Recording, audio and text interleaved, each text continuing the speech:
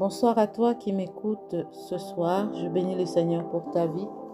Je confesse que tu as eu une belle journée. Je confesse que tu as vécu les bontés de l'Éternel aujourd'hui. Je rends grâce à Dieu qui a renouvelé ses bontés dans nos vies en cette journée. Je bénis le Seigneur pour ta vie, pour ce qu'il a fait, pour ce qu'il fait et pour ce qu'il fera encore.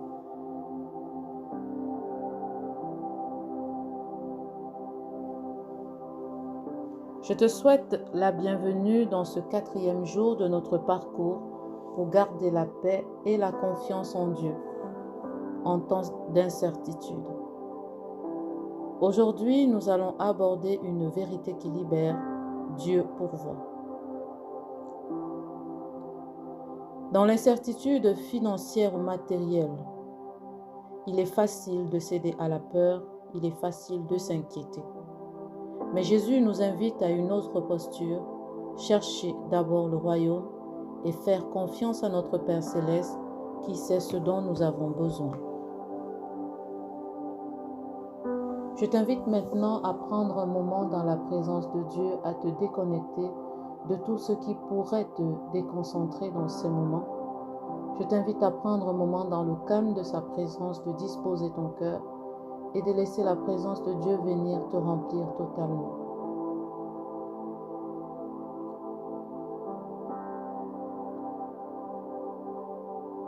Notre Père bien-aimé, tu es celui qui voit, qui entend et qui connaît nos besoins avant même que nous nous les exprimions.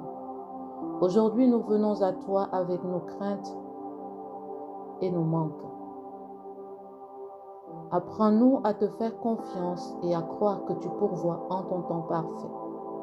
Remplis nos cœurs de ta paix et de ton espérance. Esprit de Dieu, dispose nos cœurs ce soir à recevoir une révélation de la part de Dieu. Dispose nos cœurs ce soir à recevoir une vérité qui va transformer nos vies de façon radicale.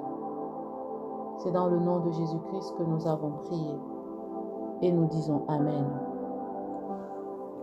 Amen.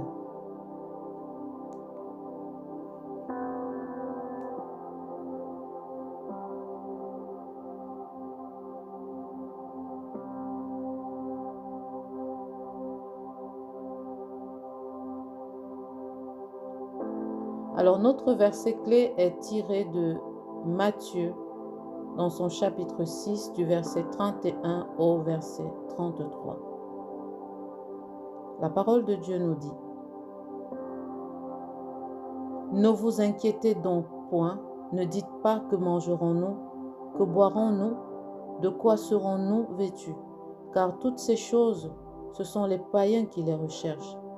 Notre Père Céleste sait de quoi vous avez besoin. Cherchez premièrement le royaume et la justice de Dieu, et toutes ces choses vous seront données par-dessus. Cherchez premièrement le royaume et la justice de Dieu. Jésus nous parle ici de nos besoins quotidiens. Il nous parle de nos besoins de nourriture, de vêtements, de logement, de sécurité. Il ne minimise pas leur importance, mais il nous montre une voie différente de celle du monde. La confiance en Dieu comme source de toute provision. Jésus dit, votre Père Céleste sait. Autrement dit, tu n'es pas oublié. Tu n'as pas besoin de vivre dans l'angoisse de ce que te réserve le lendemain. Dieu connaît ta situation. Il connaît ton frigo qui pourrait être vide. Il sait que tu as des factures à payer. Il connaît les besoins de tes enfants. Il connaît cette situation que tu peux traverser dans ton travail ou dans tes projets. Et il est capable d'ouvrir des portes que toi-même tu ne vois pas. Mais ce que Dieu te demande, ce n'est pas de t'épuiser à vouloir tout contrôler. Dieu te demande une seule chose. Cherche d'abord son royaume. Mets-le en priorité et il prendra soin du reste. Alors tu pourrais me poser la question de savoir, mais c'est quoi concrètement rechercher premièrement le royaume et la justice de Dieu? Qu'est-ce que cela signifie? Parce que c'est un chapitre, c'est un verset que nous avons l'habitude de lire. Cherche premièrement le royaume et la justice de Dieu. Mais que signifie véritablement chercher premièrement le royaume et la justice de Dieu? Premièrement, c'est faire de Dieu sa priorité absolue. Parce que Dieu n'est pas une option parmi d'autres dans ta vie. Dieu doit être la priorité absolue. Cela veut dire que sa volonté, son règne et sa manière d'agir passent avant tous tes désirs, ton confort et tes projets humains. Dieu passe même avant toi-même. Deuxièmement, il s'agit de chercher à vivre selon les principes de Dieu. Le royaume de Dieu fonctionne selon des lois spirituelles, l'amour, la foi, l'humilité, le pardon, l'obéissance. Donc rechercher la justice de Dieu, c'est choisir de vivre selon ce qui est juste aux yeux de Dieu, même si cela va à l'encontre de ce que le monde valorise. Troisièmement, rechercher premièrement le royaume de Dieu, c'est prier et méditer sa parole régulièrement.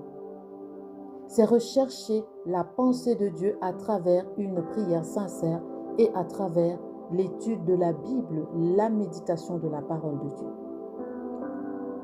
C'est chercher à connaître qui Dieu est, comment il agit et ce qu'il attend de toi, et ses réponses se trouvent dans sa parole.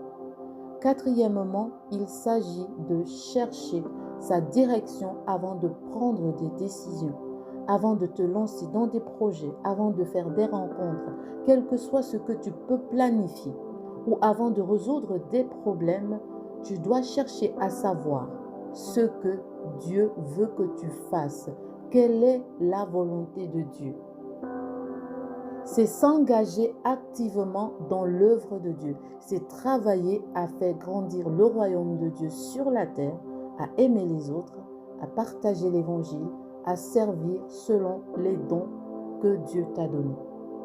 Alors, en résumé, rechercher d'abord le royaume et la justice de Dieu, c'est vivre pour Dieu en premier, mettre son règne et sa volonté au centre de ta vie et faire de son approbation ton but suprême, plus que ta propre réussite, ton confort ou l'approbation des hommes. Cherchez premièrement le royaume et la justice de Dieu. C'est véritablement le plus important. Je pense que si nous réussissons à comprendre cette vérité, si nous réussissons à avoir le réma ou la révélation de cette vérité, notre marche avec Dieu va être totalement transformée. Faire de Dieu ta priorité, la priorité absolue de ta vie. Alors, quelles sont les clés que je voudrais te partager pour marcher dans la paix concernant tes besoins? Premièrement, tu dois remettre tes finances à Dieu. Tu dois prier concrètement pour ta situation et inviter Dieu à agir. La situation dans laquelle tu peux être en train de traverser, tu dois la remettre à Dieu. Tu dois lui dire véritablement, concrètement, ce que tu vis, ce que tu traverses.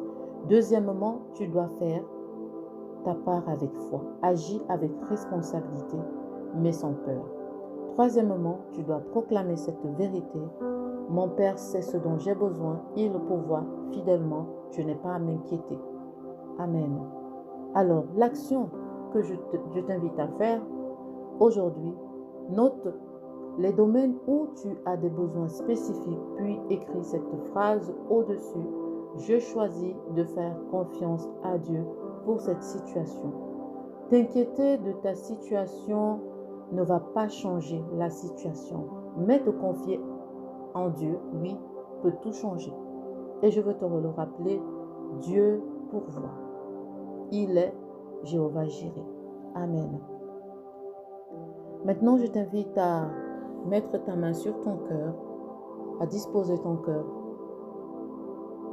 Maintenant, respire profondément et ferme les yeux. Seigneur, tu es Jéhovah Jireh, le Dieu qui pourvoit. Tu n'es jamais en retard, jamais dépassé. Aujourd'hui, je te fais confiance même si je ne vois pas encore la solution. Je crois que tu es mon Père fidèle et que tu prends soin de moi. Merci pour tes provisions visibles et invisibles. Merci parce que même lorsque je ne le vois pas, tu agis. Et ce soir, je choisis de ne pas m'inquiéter. Le lendemain. Ce soir, je choisis de me reposer sur toi. Dans le nom de Jésus-Christ. Amen. Amen. Alors, si ce moment t'a béni, n'hésite pas à le partager avec une personne qui aimerait également écouter ce moment.